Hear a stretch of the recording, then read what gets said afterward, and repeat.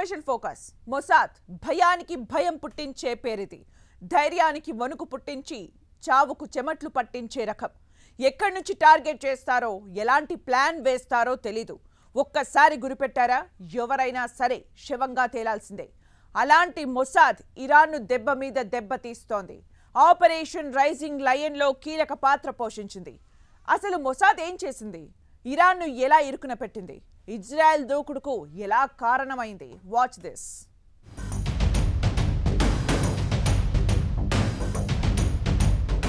ఇరాన్ను దెబ్బ మీద దెబ్బ తీస్తున్న మొసాద్. ఆపరేషన్ రైజింగ్ లయన్ వెనక కీలక పాత్ర. ఇజ్రాయెల్కు ఎలా లైన్ క్లియర్ చేసింది?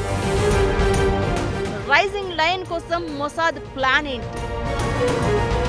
ఇరాన్ ఎయిర్ డిఫెన్స్ ను ఎలా ధ్వంసం చేసింది?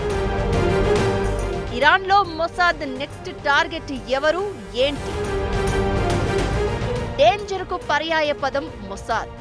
టార్గెట్ ఏం చేస్తే అది ఎవడైనా సరే శాల్తీ లేవాల్సిందే. వాళ్ల కళ్లను వాళ్ల వేలితోనే పొడిచి ఒక్కొక్కరిని లేపేస్తోంది. ఇజ్రాయెల్ దూకుడు వెనుక ఆ దేశ ఇంటెలిజెన్స్ కీ రోల్ ప్లే చేస్తోంది. ఎవ్వరూ కంటికి కనిపించరు, ఏ సౌండ్ వినిపించదు.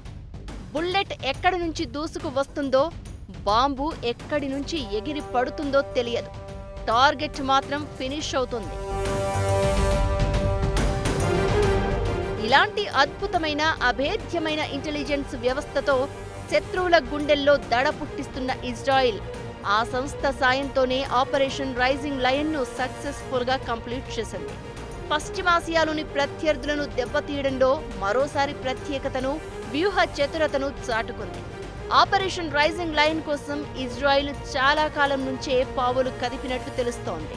ఇరాన్ అణు కార్యక్రమాన్ని, సైనిక బలాన్ని దృష్టిలో పెట్టుకుని భారీ ప్రణాళికను సిద్ధం చేసింది. దీని వెనక మొసాద్ కీలక పాత్ర పోషించింది.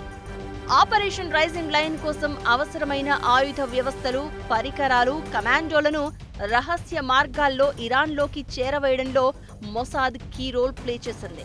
ఇరాన్ రాజధాని టెహ్రాన్కు అత్యంత సమీపంలోనే డ్రోన్ స్థావరాన్ని ఏర్పాటు చేసుకుంది. అత్యంత ఖచ్చితత్వంతో పనిచేసే ఆయుధాలను అక్కడికి చేర్చింది. ఆపరేషన్ రైజింగ్ లయన్ మొదలు కాగానే ఇక్కడి నుంచి డ్రోన్లను ప్రయోగించి ఇరాన్ క్షిపణి స్థావరాలను ధ్వంసం చేసింది. గగనతల రక్షణ వ్యవస్థలను నాశనం చేసింది.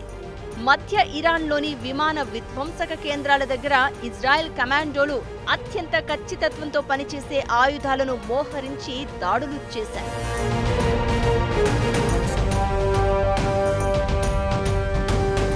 ఆ తర్వాత యుద్ధ విమానాలు, క్షిపణులతో ఇరాన్ అణుశక్తి కేంద్రాలు, సైనిక స్థావరాలు, మిలిటరీ కార్యకలాపాల ప్రధాన కేంద్రాలపై ఇజ్రాయెల్ విరుచుకుపడింది. ఇజ్రాయెల్ దాడులకు మార్గం సుగమం చేయడంలో మొసాద్ సంస్థ రహస్య ఆపరేషన్లు కీలక పాత్ర పోషించాయి. సేడ్ అంటే suppression of enemy air defence strategy కింద ఇరాన్లోని ఎయిర్ డిఫెన్స్ రాడార్లు, కంట్రోల్ సెంటర్లలో పేలుళ్లు, డాటా హ్యాకింగ్ ద్వారా కమ్యూనికేషన్ వ్యవస్థలలో అంతరాయం కలిగించినట్లు తెలుస్తోంది. ఇజ్రాయెల్ దాడుల్లో నతాంజ్ యురేనియం శుద్ధి కేంద్రం పూర్తిగా ధ్వంసమైంది. ఇది ఇరాన్ అణు కార్యక్రమానికి గుండెలాంటిది. దీన్ని ఇజ్రాయెల్ టార్గెట్ చేయాలని ఫిక్స్ కాగా, ఆయుధం మీరు పట్టండి, దారి మేం క్లియర్ చేస్తాం అన్నట్లుగా మొసాద్ పని కానిచ్చేసింది. ఇప్పుడు మాత్రమే కాదు, గత ఏడాది ఏప్రిల్, అక్టోబర్లో ఇరాన్పై దాడులకు ముందు కూడా మొసాద్ కోవర్ట్ ఆపరేషన్లు నిర్వహించింది. 2018లో ఇరాన్ అణు రహస్యాలను ఈ నిఘా సంస్థ దొంగిలించింది. దీంతోనే అణు ఒప్పందాన్ని ఇరాన్ ఉల్లంఘిస్తోందని ప్రపంచానికి చూపించింది. 2022లో నిర్వహించిన మిలిటరీ ఆపరేషన్లో ఇరాన్కు చెందిన 100 డ్రోన్లను ధ్వంసం చేసింది. 2023లోనూ మొసాద్ తమ దేశంలో ఇలాంటి ఆపరేషన్ నిర్వహించినట్లు ఇరాన్ ఆరోపించింది. 2020లో ఇరాన్ అగ్రశ్రేణి అణు శాస్త్రవేత్త ఫఖ్రీజాదేను మొసాద్ హత్య చేసిందనే ప్రచారం ఉంది.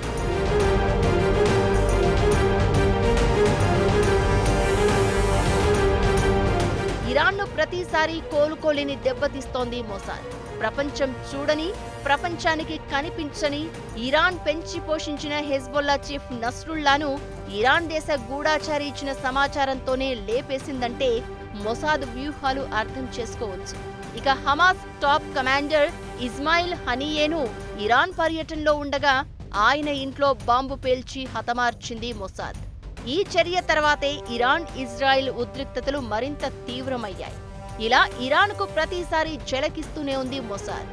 ఇజ్రాయెల్ వైపు కుట్రలు చేయడం కాదు కదా, బంకరగా చూసినా మరణమే అన్నట్లుగా వార్నింగ్ ఇస్తోంది.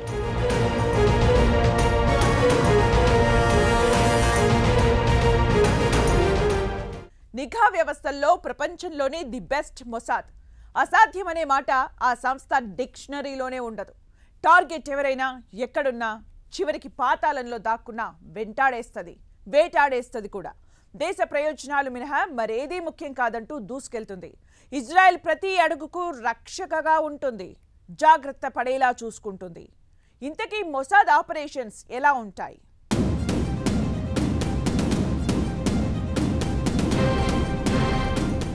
ఇజ్రాయెల్కు ద్రోహం చేయడం కాదు కదా ఆ ఆలోచన వచ్చినా అంతు చూసేస్తది. That is Mossad. మిడిల్ ఈస్ట్లో తీవ్రవాద గ్రూపులకు, పాశ్చాత్య దేశాల్లో ఇజ్రాయెల్ కోవర్టులకు మొసాద్ పేరు వింటేనే ముచ్చెమటలు. ప్రపంచంలోనే అత్యంత పవర్ఫుల్ ఇంటెలిజెన్స్ ఏజెన్సీగా మొసాద్కు పేరు. ఇజ్రాయెల్ పొలిటికల్ ఇంటెలిజెన్స్ సర్వీస్గా ఏర్పడిన ఈ స్పై ఏజెన్సీ ఇప్పుడు ఇజ్రాయెల్ చేసే యుద్ధాల్లో కీలక పాత్ర పోషిస్తోంది. ఇప్పుడు రైజింగ్ లయన్ ఆపరేషన్లోనూ ఇలాంటి పాత్రే పోషించింది. మొసాద్లో 4 ప్రత్యేక విభాగాలు ఉంటాయి. మొదటిది జోమెట్. విదేశాల్లో గూఢచర్యం నిర్వహించే కేస్ ఆఫీసర్లు ఈ విభాగం కింద పనిచేస్తారు. వారిచ్చే సమాచారం ఆధారంగా పనిచేసే విభాగం కేసరియా. ఈ విభాగం విదేశీ గడ్డపై ఆపరేషన్లను నిర్వహిస్తుంది. ఈ విభాగం కింద కిడోని యూనిట్ ఉంటుంది. శత్రువులను మట్టుబెట్టే అసాసిన్లతో కూడిన బృందం ఇది. మూడోది కేషత్ విభాగం. ఇది ఎలక్ట్రానిక్ నిఘా విభాగం. శత్రువుల సమాచార ప్రసారంపై నిఘా వేస్తుంది. వాళ్ల కాల్స్ ను ట్రాప్ చేసి ఎప్పటికప్పుడు సున్నితమైన సమాచారాన్ని తెలుసుకుంటూ ఉంటుంది. చివరిది విదేశీ గడ్డపై విధ్వంస చర్యలకు పాల్పడే మెత్సాదా అనే ప్రత్యేక విభాగం.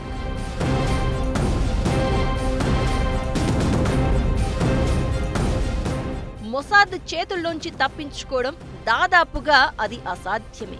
రెండో ప్రపంచ యుద్ధ సమయంలో లక్షలాది మంది యూదుల ఊచకోతలో ప్రధాన పాత్ర పోషించిన అడాల్ఫ్ ఐచ్మన్ను అర్జెంటీనాలో కిడ్నాప్ చేసి తమ దేశానికి తెచ్చి మరణ శిక్ష విధించడం నుంచి భూగర్భంలోని బంకర్లలో దాక్కున్న హిజ్బుల్లా చీఫ్ హసన్ నస్రల్లాను మట్టుబెట్టడం, ఇప్పుడు ఆపరేషన్ రైజింగ్ వరకు ఇజ్రాయెల్ చేపట్టిన ప్రతి ఆపరేషన్ వెనుక మొసాద్ కీలక పాత్ర పోషించింది.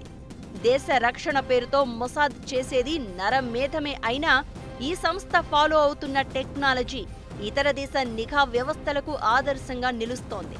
మొసాద్ను చూసుకుని ఓ దేశం, ఆ దేశ సైన్యం, అధ్యక్షుడు గర్వంగా ఉన్నారంటే ఇంతకు మించిన విజయం ఏముంటుంది? మొసాద్ స్పై ఏజెన్సీ ప్రపంచవ్యాప్తంగా 800కు పైగా రహస్య ఆపరేషన్లు నిర్వహించి ఉంటుందని అంచనా. హమాస్, హిజ్బుల్లాకు చెందిన కీలక నేతలను లేపేసింది. ఇప్పుడు ఇరాన్ మీద ఇజ్రాయెల్ చేపట్టిన ఆపరేషన్ రైజింగ్ లయన్లో కీలక పాత్ర పోషించి ప్రపంచం దృష్టిని ఆకర్షించింది.